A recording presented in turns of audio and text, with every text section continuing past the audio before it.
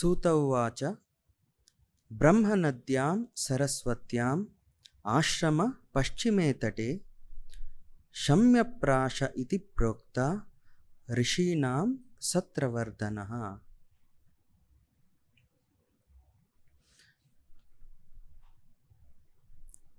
तो हम इस अध्याय के दूसरे श्लोक के बारे में आज समझने का कोशिश करेंगे।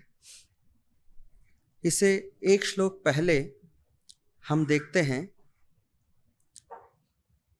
कि ऋषि शौनक मुनि, ऋषि Shaunaka asked, O Sutta, the great and transcendently powerful Vyasadeva heard everything from Sri Narada Muni. So after his departure, what did he do? Shaunak ऋषि पूछ रहे हैं, व्यासदेव नारद मुनि से ज्ञान प्राप्त करने के बाद जब नारद मुनि उस जगह से प्रस्थान कर दिए, फिर व्यासदेव ने क्या किया?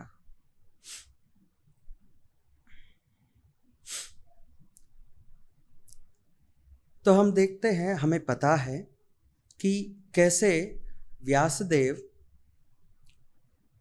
देखते हैं कि अभी कलयुग शुरू होने वाला है। ये 5000 साल पहले की इंफॉर्मेशन है। भगवान ने अपने लीलाओं को समाप्त करके भगवत धाम प्रस्थान कर दिए हैं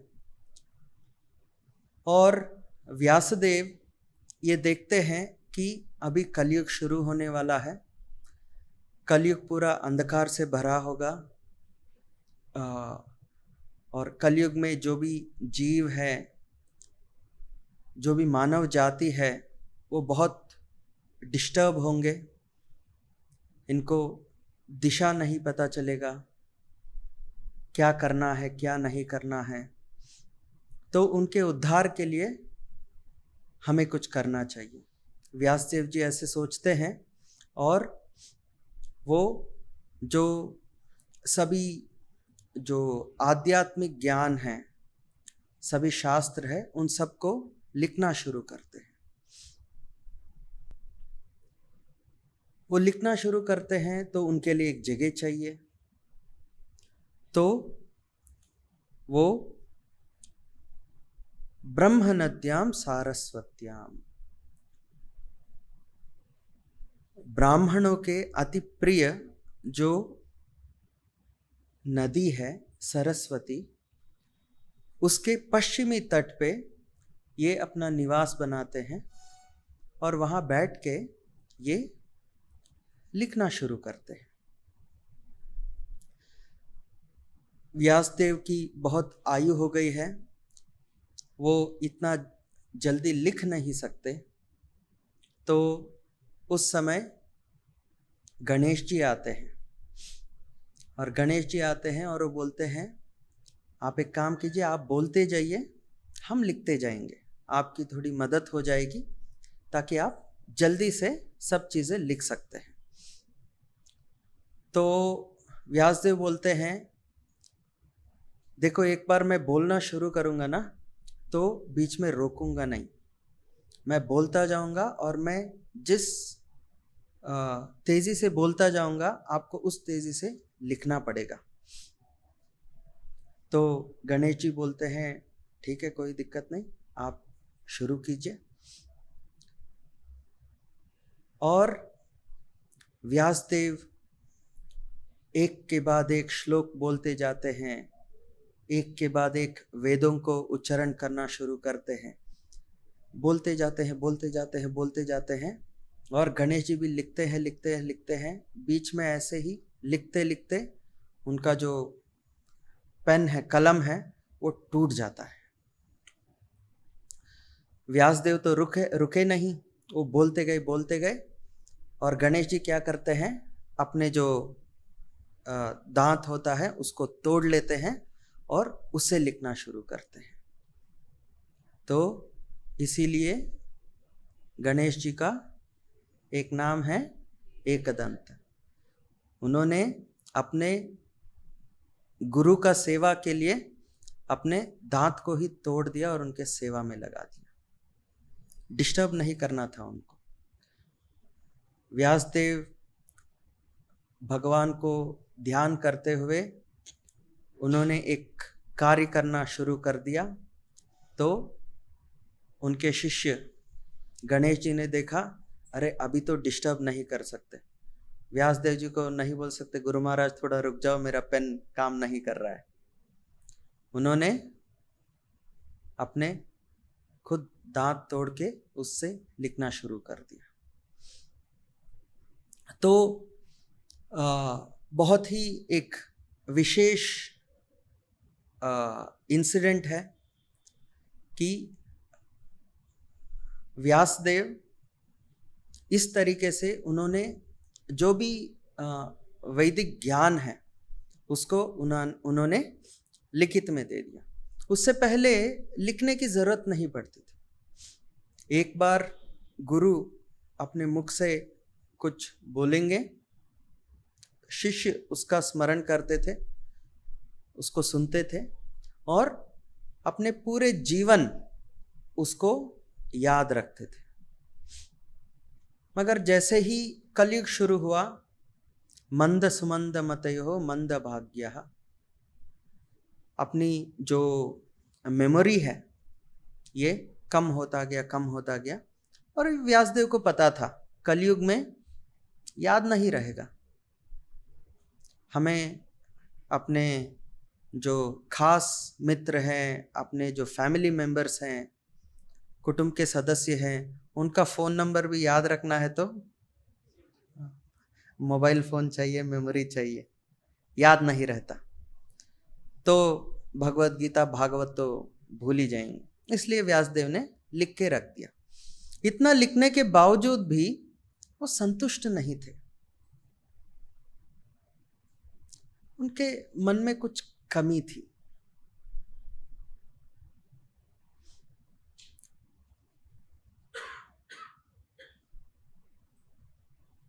संतुष्टि नहीं थी। तो वो थोड़ा सोच में पड़ गए। इतना लिखने के बावजूद भी संतुष्टि नहीं है। उनको उनके मन में जो भी था सब कुछ उन्होंने उतार दिया अपने किताबों में, फिर भी संतुष्टि नहीं है। फिर वो सोच में पड़ गए। तो उसी समय नारद मुनि वहां पहुंचते हैं और नारद मुनि पूछते हैं, उनको तो सब कुछ पता है, आने से पहले ही उनको सब कुछ पता है, फिर भी वो पूछते हैं, अरे व्यासदेव जी क्या हुआ? तो व्यासदेव बताते हैं, मैंने इतना सब कुछ लिख दिया फिर भी मन में संतुष्टि नहीं है। तो फिर नारद मुनि इससे पहले अध्याय में बताते हैं कि कैसे इतना सब कुछ लिखने के बावजूद भी उन्होंने भगवान का अच्छे तरीके से गुणगान नहीं किया है। जब तक एक जीव को भगवान के जो गुण हैं, भगवान के जो कथा है, वो जब तक वो जीव नहीं सुनते, जब तक भगवान को नहीं समझ सकते, तब तक कोई जीव संतुष्ट नहीं हो सकता। यहाँ हम वो एक पेंटिंग है, आप देख सकते हैं, तीसरा वाला जो बीच वाला है, वो एक मछली है। मछली को पानी से बाहर निकाल दिया और उसके बाद उसको सब तरीके के चीज़ें उसके सामने रख रहे हैं। कोई पैसा दे रहा है, कोई उसको अच्छे से खाना दे रहा है, कोई एक फीमेल मछली को उसके बगल में लेके आ गए। सब करने का कोशिश कर रहे हैं उसको संतुष्ट करने का, मगर वो मछली चाहे जितना भी कुछ भी करो बिल्कुल संतुष्ट नहीं होता। मछली को संतुष्ट करने के लिए क्या करना है? वापस पानी में डालना है और कुछ करने की जरूरत ही नहीं है। जैसे ही मछली को पानी में वापस डाल देंगे वो बहुत संतुष्ट हो जाएगा। पानी से बाहर निकालते ही वो सांस भी नहीं ले सकता, घुटन सी हो जाती है उसको। तो इसी तरीके से हम सबको भी, जो भी जीव है, हम चाहे जितना भी मेहनत करें, चाहे हर तरीके का प्रयास कर दें, वो कमी तो रह जाती है। किसी से भी पूछ लीजिए, चाहे जितना भी सक्सेसफुल बिजनेसमैन हो, अच्छे से अच्छा विज्ञानी हो, सबसे सुंदर लोग हो, मिस वर्ल्ड, मिस यूनिवर्स, शास्त्रों में बताते हैं 6 प्रकार के ऐश्वर्य होते हैं। ऑपुलेंसस, ऐश्वर्यस्य समग्रस्य वीर्यस्य यशस्य श्रियः ज्ञान वैराग्ययोश्चैव। 6 अलग अलग तरीके के ऑपुलेंसस होते हैं। और इस भौतिक दुनिया में ये 6 के 6 अगर चीजें भी हो तो फिर भी संतुष्टि नहीं होती। सबसे अमीर आदमी को ले लीजिए, वो भी परेशान। सबसे शक्तिशाली आदमी को ले लीजिए, वो भी संतुष्ट नहीं है। सबसे बड़ा ज्ञानी है, वो भी असंतुष्ट है। चाहे कुछ भी हो जाए, असंतुष्टि है। और यहां तक कि हम व्यासदेव जी को देखते हैं, यहां उन्होंने पूरा ब्रह्म ज्ञान, इस ब्रह्मांड में जो भी ज्ञान है, सबको उन्होंने अपने पुस्तकों में उतार दिया, फिर भी संतुष्टि नहीं है। तो नारद मुनि आके उनको बताते हैं, आपने भगवान का गुणगान नहीं किया, अभी आपको वो करना है। जब तक वो नहीं करेंगे आप संतुष्ट नहीं होंगे। तो उसके बाद नारद मुनि वहां से प्रस्थान करते हैं। और उसके बाद क्या होता है, ये शौनक ऋषि इस अध्याय में प्रश्न कर रहे हैं। तो जगह वही है, ब्रह्म नद्याम सरस्वत्याम आश्रम पश्चिमे तटे शम्यप्राश इति प्रोक्तः ऋषीणाम सत्रवर्धनम। शम्यप्रासा, ये वो जगह का नाम है जहां व्यासदेव ने अपना आश्रम बनाया था। तो उनको एक महत् कार्य हासिल करना था, पूरे वेद शास्त्रों को उनको लिखना था। तो ऑलरेडी उन्होंने एक परफेक्ट जगह ढूंढी थी ताकि वो शांति से ये कार्य कर सके। हम भी अपना काम करने के लिए, बहुत लोग ऑफिस में, बहुत लोग घरों में अपना काम करते हैं, तो सब कुछ अरेंजमेंट होता है। टेबल का हाइट सही होना चाहिए, चेयर का बैक रेस्ट अच्छा होना चाहिए, कुशन अच्छा होना चाहिए, एयर कंडीशनिंग सही टेम्परेचर में रहना चाहिए, लाइट अच्छी होनी चाहिए, सीधा रोशनी नहीं, डिफ्यूज लाइटिंग चाहिए।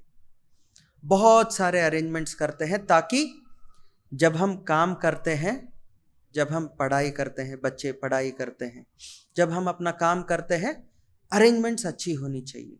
हम अपना रसोई घर को अच्छे से तैयार करते हैं, सब अपनी अपनी जगह पे होनी चाहिए सब चीज़ें, क्योंकि जब हम काम करते हैं अपना अरेंजमेंट जो है अच्छा होना चाहिए। तो नारद मुनि ने भी, व्यासदेव भी अपने लिए एक अच्छी जगह चुनी थी, ब्रह्म नद्याम सरस्वत्याम। सरस्वती जो सर्वश्रेष्ठ नदी है, ज्ञान का स्रोत है, ऐसे जगह उन्होंने चुना था। आश्रम पश्चिमे तटे, वो नदी के पश्चिमी तट पे, और ऑस्पिशियस जगह है, वहां उन्होंने वो स्थान बनाए। और वो स्थान ऐसा है कि जो पांडव है, महाभारत युद्ध के बाद जब परीक्षित महाराज जब तैयार हो गए थे राज्य संभालने के लिए, तो सभी पांडव उन्होंने अपना पूरा राज्य को परीक्षित महाराज को सौंप दिया और वो स्वर्ग की ओर चल पड़े। जब स्वर्ग की ओर चल पड़े तो उन्होंने जो रास्ता चुना वो सरस्वती नदी के पश्चिमी तट होते हुए निकल गए। वो इस भूलोक का एक आखिरी पड़ाव है जिसे पार करते ही हिमालय के बीच में ही आता है ये जगह, और वहां से थोड़ा आगे जाके वो स्वर्गलोक का रास्ता पकड़ लिए थे। तो ब्रह्म नद्याम सरस्वत्याम, जो सरस्वती नदी है ये ऑर्डिनरी नहीं है। आज भी हम बद्रीनाथ जाते हैं तो पास में ये जगह पड़ता है, और वहाँ हम जाते हैं तो बीम पुल है। सरस्वती नदी इतने जोर से बहुत प्रवाह था उनमें, तो द्रौपदी उसको पार नहीं कर पाती। तो भीम जी क्या करते हैं, एक बड़ा सा पत्थर उठा के एक वो नदी को पार करने के लिए वो पत्थर वहाँ रखते हैं, बीम पुल बोलते हैं। आज भी वहाँ जाएंगे तो वहाँ के जो गाइड्स हैं वो दिखाते हैं कि कैसे उस पत्थर पे 4 उंगली का निशान दिखाते हैं कि जब उठाते हैं 4 उंगली एक तरफ होते हैं, 1 उंगली दूसरी तरफ होती है, तो वो निशान दिखाते हैं कि भीम जी ने ये पत्थर रखा था। तो स्वर्गलोक जाने का रास्ता है। ऐसे जगह व्यासदेव जी ने चुना और वहां बैठ के सब कुछ लिखा, और फिर असंतुष्टि थी उनके मन में। नारद मुनि आए और उन्होंने कुछ बताया, और उसके बाद वही जगह शम्यप्राशः, जगह का नाम शम्यप्राशः, ये वही व्यासदेव को अलग लगने लगा।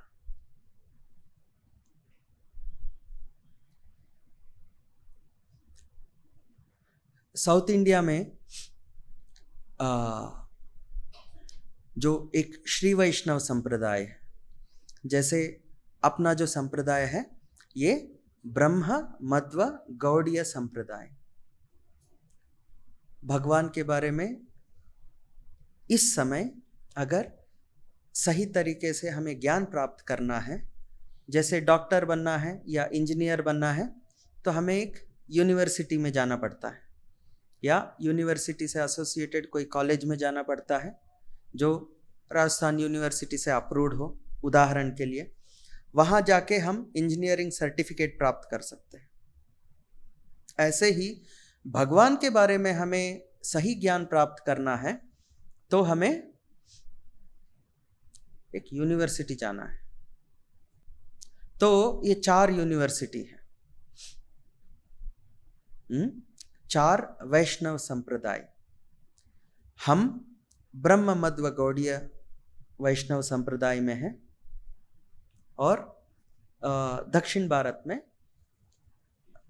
श्री वैष्णव संप्रदाय करके एक है। तिरुपति बालाजी सुना होगा आप सबने, तो वो मंदिर जो है वो ये श्री वैष्णव संप्रदाय वाले संभालते हैं। तो श्री वैष्णव संप्रदाय में वो विष्णु की आराधना करते हैं। चतुर्भुज का जो रूप है विष्णु का, तो उस रूप को वो पूजा करते हैं। और उस संप्रदाय में विष्णु के अलग अलग जो आभरण हैं, उनका जो तलवार है, उनका जो माला है, उनका जो शंख है, उनका जो चक्र है, जो आभूषण है, वो सब आभूषण उस संप्रदाय में अवतार लिए हैं आचार्यों के रूप में। ऐसे ही एक आचार्य थे अन्नमाचार्य। अन्नमाचार्य भगवान के एक आभूषण है, वो अवतार लेते हैं भगवान का गुणगान करने के लिए। उन्होंने 32,000 कविताएं लिखी हैं भगवान का ग्लोरिफिकेशन के लिए। बहुत सुंदर कीर्तन है। तो उनका एक ये कहानी है। उनका जन्म होता है और जन्म होते ही थोड़े बड़े होते हैं, तो बचपन में ही उनका विवाह तय हो जाता है। तो एक फैमिली में 2 लड़कियों का जन्म होता है। तो जैसे ही वो 2 लड़कियों का जन्म होता है, माता पिता डिसाइड कर देते हैं कि ये 2 बच्चियां अन्नमाचार्य के पत्नियां होंगी करके। तो बचपन से ही इनको क्लियर है कि हम पति पत्नी है करके। तो अन्नमाचार्य अपने पत्नियों से बचपन से ही बहुत प्यार करते हैं। वो इतना प्यार करते हैं कि उनको और कुछ दिखता ही नहीं। जब एक लड़का और एक लड़की के बीच में जो प्यार हो जाता है ना, प्यार में अंधे हो जाते हैं और कुछ दिखता नहीं है। लड़का को लड़की दिखती है, लड़की को लड़का दिखता है। तो ऐसे ही था, बहुत प्यार करते थे। और ये ऑर्डिनरी जीव नहीं है, ये कारण जन्मी है। इनका जन्म के लिए एक आध्यात्मिक कारण था। तो ये इस दुनिया में ही पति पत्नी नहीं है, वो भगवत धाम में भी पति पत्नी है। तो उनके बीच में अट्रैक्शन आप जो सोच सकते हैं, बने हैं अपने लिए, एक दूसरे के लिए। तो बहुत प्रेम करते थे और इनको कुछ और नहीं दिखता था। ऐसे ही कुछ समय बीत गया। तो पहले तो डिसाइड हो गया था कि इनकी शादी इन्हीं से होगी। जब उन लड़कियों को भी एक मैरिएबल एज, शादी करने का समय आ गया, तब शादी करवा देते हैं। और ये अन्नमाचार्य उन्हीं में मग्न है। तो जब समय आ जाता है तो भगवान सोचते हैं बट अभी समय आ गया। तो इनका प्यार कहानी हो गया, अच्छा हो गया। तो अब इनको ज्ञानोदय करने की जरूरत है। तो स्वयं भगवान आते हैं और अन्नमाचार्य से मिलते हैं और वो बोलते हैं, आप ये क्या इस भौतिक सौंदर्य में आप फंसे हुए हैं, इससे भी बहुत सुंदर चीजें हैं। तो अन्नमाचार्य बोलते हैं, हो ही नहीं सकता, मेरे जो 2 पत्नियां हैं इनसे सुंदर और कुछ हो ही नहीं सकता। नहीं है, आपने देखा नहीं है। तो नहीं, तो हम चैलेंज करते हैं, अगर इससे सुंदर आप कुछ दिखा देंगे तो हम इनको छोड़ के उस सौंदर्य में ही हम मग्न हो जाएंगे। दोनों पत्नियां डर जाती हैं।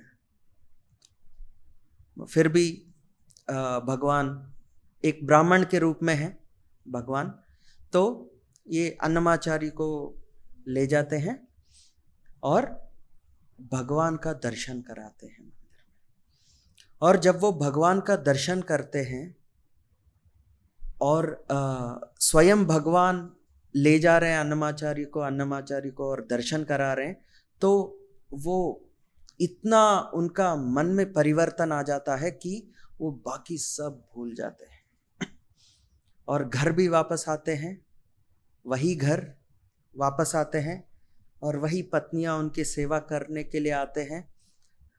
इनको कोई इच्छा नहीं है वहां रहने का और मग्न है भगवान के रूप में। ऐसे ही होता है। और एक बार वो देखते हैं कि एक ग्रुप है, वो तिरुपति की ओर चल रहे हैं, गोविंद जय जय, गोपाल जय जय भजन कीर्तन करते हुए जा रहे हैं। तो अन्नमाचार्य उनके पीछे पीछे चल देते हैं, अपना सब काम छोड़ देते हैं। वो अपने कोई काम से गए थे, वो कीर्तन चलते हुए लोग जा रहे हैं, तो ये उनके पीछे पीछे चल लेते हैं। चलते चलते ये सब कुछ लोगों को पता होगा, जो तिरुपति है वो 7 पहाड़ों से बना हुआ एक जगह है, 7 पहाड़ है। तो उन पहाड़ों में सबसे ऊंची जो छोटी है पीक है, उस पे तिरुपति बालाजी का मंदिर भी है। तो उस तरफ सब लोग प्रस्थान करते हैं और अन्नमाचार्य भी उसी तरफ चलने शुरू कर देते हैं और चलते जाते हैं। बीच में बारिश शुरू हो जाता है, तो सब लोग चले जाते हैं, मगर अन्नमाचार्य चल नहीं पाते। उनका पैर स्लिप हो जाता है और वो गिर जाते हैं। एक पेड़ भी कट के उनके ऊपर गिरता है और वो बाकी सब आगे चले जाते हैं, ये अकेले चल नहीं पाते। तो जैसे ही ये होता है, वो डिसाइड कर लेते हैं, जब तक भगवान का दर्शन नहीं होगा हम कुछ भी नहीं खाएंगे, हम उपवास करेंगे। तो मां पद्मावती स्वयं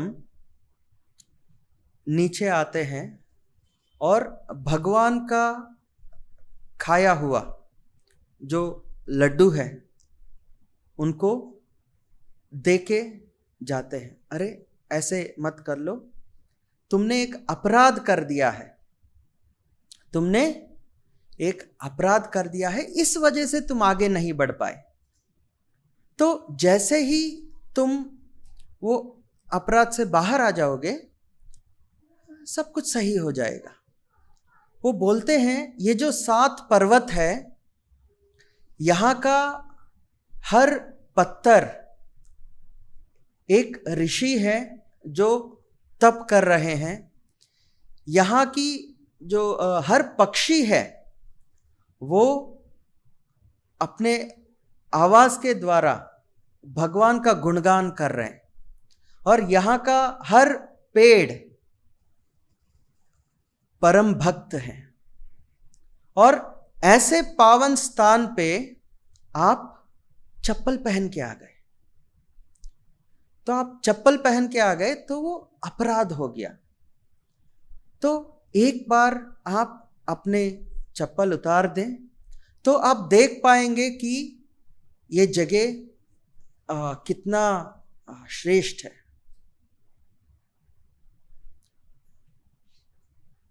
वृंदावन धाम के बारे में वर्णन है, तथो वृंदावनम ध्यायेत परमानंद वर्धनम सर्वत्र कुसुमोपेतम पदत्री गाननादितम भ्रमद भ्रमर जंकार मुखरीकृत दिन्मुखम कालिंदी जल कल्लोला संगी मारुत सेवित।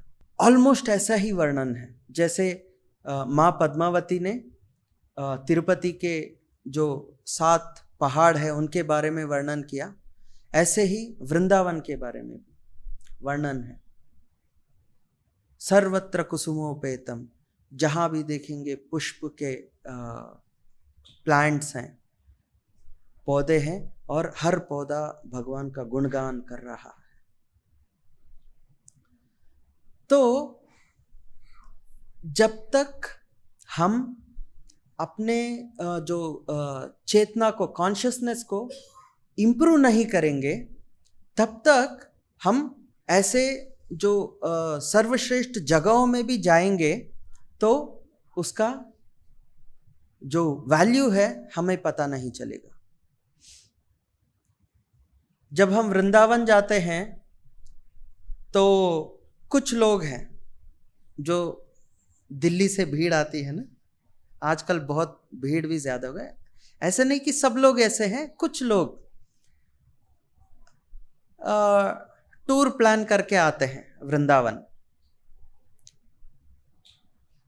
सुबह निकलेंगे, यमुना एक्सप्रेसवे है, पहले जो 3 घंटे लगते थे अभी 1 घंटे में हो जाएगा।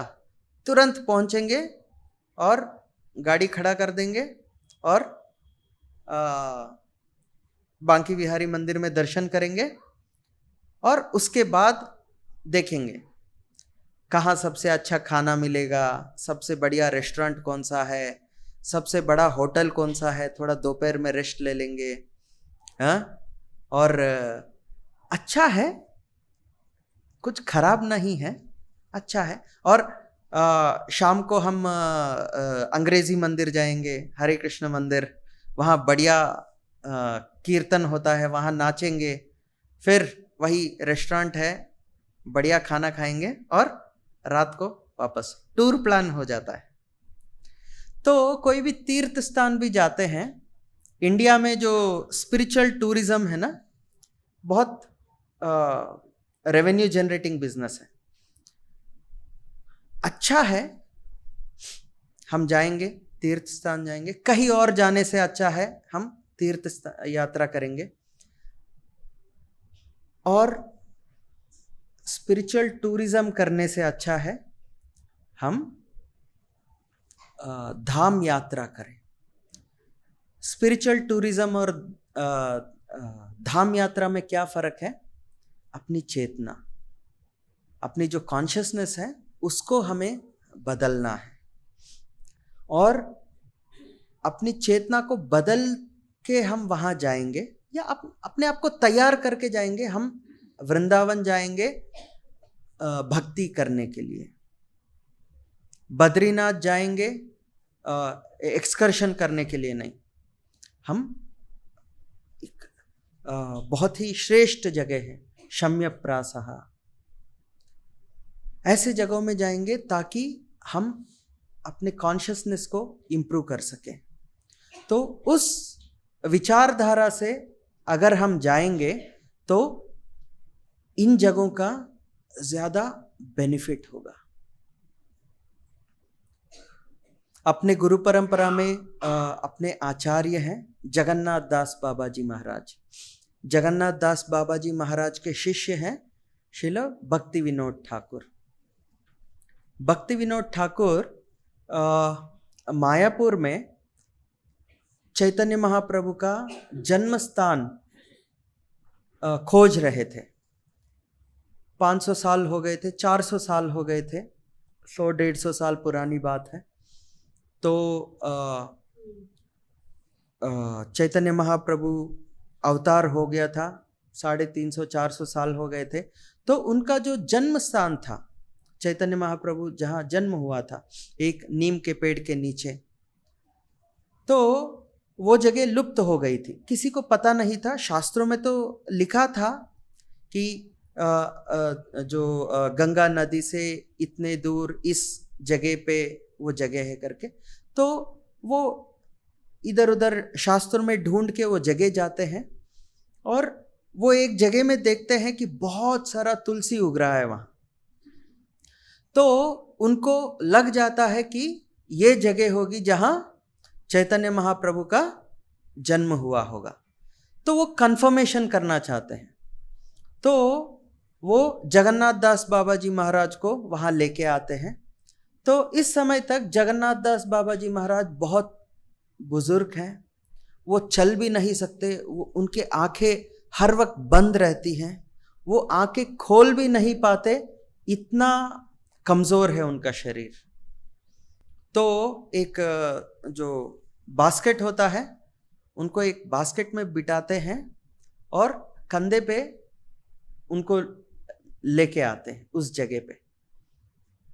तो जैसे ही उस जगह पे पहुंचते हैं तो जगन्नाथ बाबा जी महाराज वो टोकरी से उछलते हैं और नाचना शुरू करते हैं, जय चैतन्य जय चैतन्य, चैतन्य महाप्रभु का स्थान। तो भक्ति विनोद ठाकुर को कंफर्म हो जाता है कि वो जगह चैतन्य महाप्रभु का जन्म स्थान है, वहाँ एक मंदिर का निर्माण करते हैं।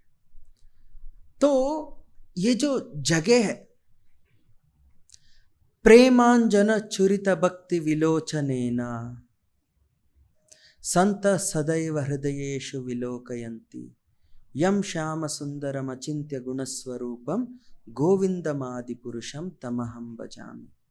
ब्रह्मा जी ये प्रार्थना करते हैं, प्रेमांजना छुरित भक्ति विलोचनेना। अंजना, अंजना मतलब ऑइंटमेंट, अमृत अंजना, सिर दर्द होता है अमृतांजन लगाते थे, अभी भी लगाते होंगे। तो ऐसे ही एक अंजन है प्रेमांजना, प्रेम का ऑइंटमेंट है, और ये आंखों पे लगा के, प्रेमांजन चुरित भक्ति विलोचनेना संत सदैव। कौन लगाता है? संत, संत मुनि, संत सदैव, हमेशा वो अपने आंखों पे प्रेमांजना, प्रेमांजन लगाते हैं। और उससे क्या होता है? संत सदैव हृदयेषु विलोचयन्ति, वो अपने हृदय में भगवान का दर्शन कर सकते हैं। तो भगवान का दर्शन करने के लिए प्रेमांजना चुरित भक्ति विलोचनेना, भक्ति का जो प्रेमांजन है उसको आंखों पे लगाएंगे भक्ति से, तो हम हर जगह में भगवान का दर्शन कर सकते हैं। तो ऐसे ही जब हम तीर्थ यात्रा करते हैं, हमें ज्ञानांजना लगाना है, ज्ञान का ऑइंटमेंट लगाना है। तो हमें उस जगह के बारे में ध्यान करना है, उसका इंपॉर्टेंस। मंदिर से यात्रा अरेंज क्यों करते हैं? कुछ साल पहले अपने मंदिर से हमने एक यूरोप का ट्रिप ऑर्गेनाइज किया था। मंदिर से कौन सा ट्रिप? यूरोप का ट्रिप। वृंदावन समझ में आता है, चार धाम यात्रा समझ गए, अयोध्या जाएंगे वो भी ठीक है। मंदिर से ये जगह जाते हैं, रामेश्वरम चले गए, बद्रीनाथ चले गए, जगन्नाथपुरी चले गए, द्वारका चले गए, समझ में आता है। मंदिर से कौन सी यात्रा बनाई थी? यूरोप ट्रिप बनाया था। तो बहुत सारे लोगों ने पूछा भी, अरे महाराज जी कर क्या रहे हो आप? नहीं, चलो दिखाते हैं।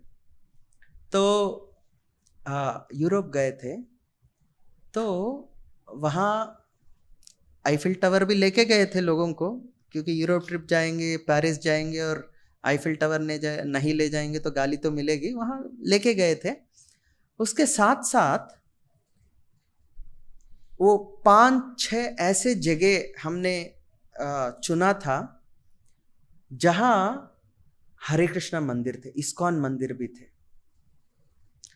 बेल्जियम में एक जगह है, शायद बेल्जियम में है, राधा देश करके। ये सिटी से दूर एक पहाड़ों जंगल के बीच में एक कैसल था। कैसल समझते हैं? जैसे आमेर फोर्ट है अपना, किला भी है, फोर्ट है, और उसके अंदर एक पैलेस भी है, मगर वो प्रोटेक्टेड होता है। तो ऐसा एक कैसल था। तो भक्त लोगों ने उसको खरीद लिया और उसको उन्होंने मंदिर में कन्वर्ट कर दिया। राधा देश, जो वृंदावन के पास, जो व्रजमंडल परिक्रमा में राधा जी का स्थान है, बरसाना, रावल ही है ना, राधा जी का जन्म हुआ था। तो ये सब राधा देश है। राधा जी जहाँ जहाँ उन्होंने अपने लीलाएं की थी, राधा देश वो जगह।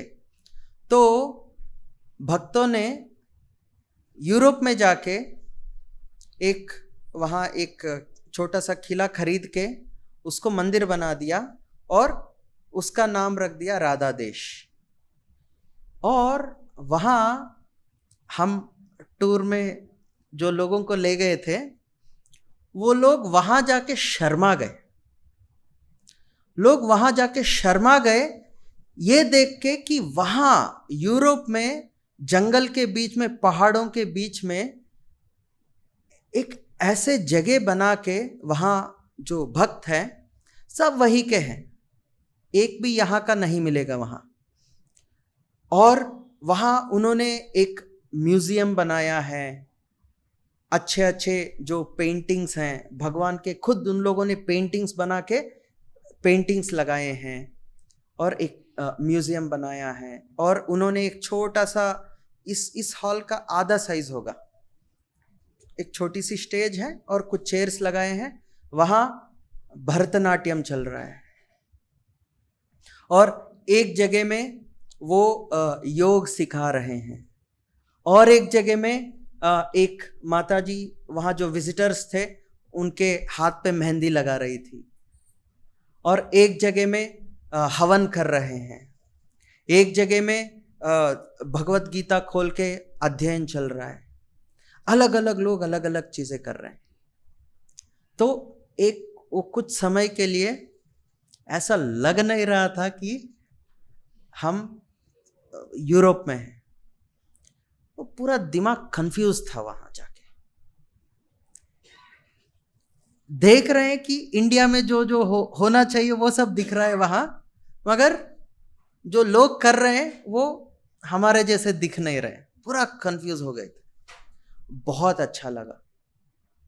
और वहां जाके जो सब भक्त गए थे, जो भी लोग गए थे 50-60 लोग, अरे प्रभु जी हमें भी करना चाहिए ये सब चीजें, हमें भी जप करना चाहिए, हमें भी भगवत गीता, हमें भी हवन करना चाहिए। नहीं, बहुत अच्छी जगह है। इंस्पिरेशन। यूरोप में जाके भगवान का भक्ति करने का इंस्पिरेशन मिला लोगों को, वो है जो वो स्थान होता है उसका इम्पोर्टेंस। और वो स्थान भी, वो जगह भी इसीलिए इम्पोर्टेंट हो जाते हैं क्योंकि वहाँ जो साधु संत है वो जगह को अपना निवास बनाते हैं। तीर्थ कुर्वन्ति तीर्थानि बोलते हैं। जो साधु संत है वो एक तीर्थ में जाते हैं, एक आध्यात्मिक जगह में जाते हैं और उस जगह को भी शुद्ध कर देते हैं। तो इसलिए जब हम तीर्थ यात्रा करते हैं, वृंदावन ऐसे कोई भी जगह में जाते हैं, साधु संग करना चाहिए। साधु संग करने से उस जगह का जो असली उद्देश्य है वो हमें पता चलेगा। तो यहां तात्पर्य में प्रभुपाद जी ये भी बताते हैं कि इस जगह को, ये शम्यप्राशा, इस जगह जो है, इस जगह को आश्रम बताया गया है। व्यासदेव सन्यासी नहीं थे, व्यासदेव ब्रह्मचारी नहीं थे, व्यासदेव गृहस्थ थे। अपने पत्नी के साथ शम्यप्रासा में थे। उन्होंने सब कुछ छोड़ के नहीं गए थे, वो अपने पत्नी के साथ ही गए थे, मगर उस जगह को भी आश्रम बताया गया है। तो प्रभुपाद जी यहां बता रहे हैं कि भगवान का ध्यान करने के लिए ये जरूरी नहीं है कि हम अपने स्थान को बदलें या अपना जो एक कंडीशन है उसको चेंज करें। उसकी जरूरत नहीं है, एटलीस्ट ज्यादा जरूरत नहीं है। अगर सब कुछ कर सकते हैं तो बहुत अच्छी बात है, मगर जब तक वो सब चीज नहीं कर सकते, घर से दूर जाना है, अपने जो जिम्मेदारियों को हैंड ओवर करना है, बिजनेस को किसी को संभालना है, बेटे को, बच्चों को, बेटियों को संभला के, उसके बाद हम फ्री हो जाएंगे, सभी जिम्मेदारी से मुक्त होके फिर हम जाके भक्ति करेंगे। बहुत अच्छी बात है, वो करना भी चाहिए, मगर जब तक वो नहीं होगा उसका इंतजार नहीं करना है। वो जो यूरोप के भक्त हैं, मन में तो बहुत इच्छा है उनको, हमें यहां आके वृंदावन में अपना घर बनाना है और यहां रुकना है। बहुत सारे लोग कोशिश भी करते हैं, मगर सब कुछ छोड़ के नहीं आ पाते। इसलिए उन्होंने क्या किया, वो वहां से राधा देश नहीं आ सकते तो राधा देश को वहां लेके चले गए। जहां वो रहते थे उस जगह को उन्होंने राधा देश बना लिया। तो अगर एक भक्त भारत में आके राधा देश को लेके अपने देश जाके वहां अपने जगह को राधा देश बना सकते हैं, तो हम अपने घर को मंदिर क्यों नहीं बना सकते?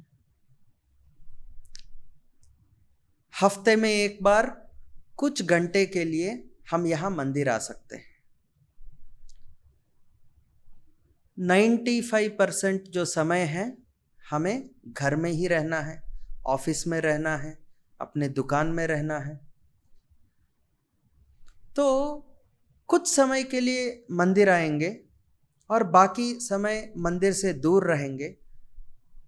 छोटी सी अगर बदलाव हम लेके आएंगे तो हम अपने घर को, अपने ऑफिस को हम मंदिर बना सकते हैं। मंदिर क्यों बनाना है? हम यहां आते हैं तो मन में शांति मिलती है, मीन्स एक चेतना अच्छी रहती है, थोड़ा लाइवली रहते हैं, एनर्जी रहता है, तो अच्छा लगता है। तो हम अपने घर को भी ऐसे ही बना दे तो वो जो एनर्जी है, वो जो प्रभाव है, वो हम हर वक्त उसी कॉन्शियसनेस में रह सकते हैं।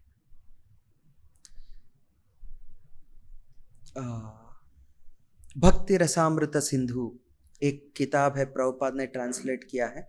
उसमें भक्ति के बारे में बहुत कुछ बताया गया है। उसमें एक अलग अलग 64 डिफरेंट एक्टिविटीज, अलग अलग कार्य करने होते हैं भक्ति में आगे बढ़ने के लिए। उसमें एक बहुत ज़रूरी चीज़ है कि हमें मंदिर में रहना है, तीर्थ स्थान में रहना है।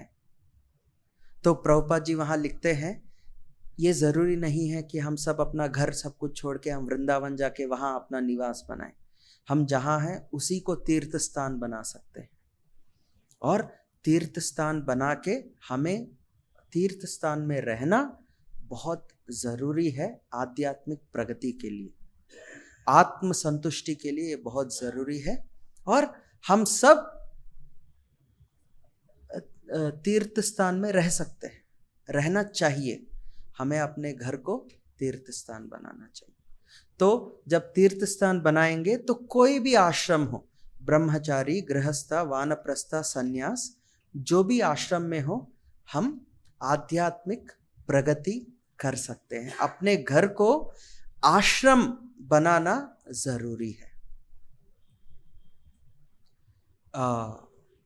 हिंदी में मुझे पता नहीं उसको कैसे बोलेंगे। House has to be converted into a home. House और होम इंग्लिश वर्ड्स हैं घर के लिए। हाउस को हमें होम में कन्वर्ट करना है। होम मतलब होम एक इमोशन से भरा हुआ एक जगह है। हाउस मतलब एक रहने के लिए एक जगह है, और उसको जब हम अपना बना लेते हैं, अपने फैमिली एक इमोशंस के साथ हम उसको बना, वो होम हो जाता है, हाउस होम हो जाता है। तो हाउस को तो होम कर बहुत लोग करते हैं होम, मगर हमें होम को आश्रम बनाना है। और एक स्टेप आगे बढ़ाना है। तो ये बहुत ज़रूरी है। तो हाउस को होम बनाएंगे तो पीस ऑफ माइंड ज़्यादा हो जाएगा, और होम को आश्रम बनाएंगे तो और प्रॉब्लम्स खत्म हो जाएंगे। आश्रम में वही होता है ना, कोई दिक्कत नहीं है, सब बाधाओं से मुक्त हो गए हैं आश्रम में। तो घर को ही आश्रम बना लेंगे तो टेंशन खत्म हो गया। और भागवत हमें वो बताता है कि हम उसको कैसे करना है। तो हम सबको भी प्रयास करना चाहिए कि कैसे हम हमारे हाउस को होम बनाए हैं और होम को आश्रम बनाएंगे। तो सभी कोशिश करेंगे अपने होम को आश्रम बनाने के लिए। तो आज का क्लास हम यही समाप्त करते हैं। अगर कोई प्रश्न है या कुछ डिस्कशन करना है तो हम कर सकते हैं। चलिए समाप्त करते हैं। ग्रंथराज श्रीमद् भागवतम की, जगत गुरु श्रील प्रभुपाद की, निताई गौर प्रेमानंदे हरि हरि।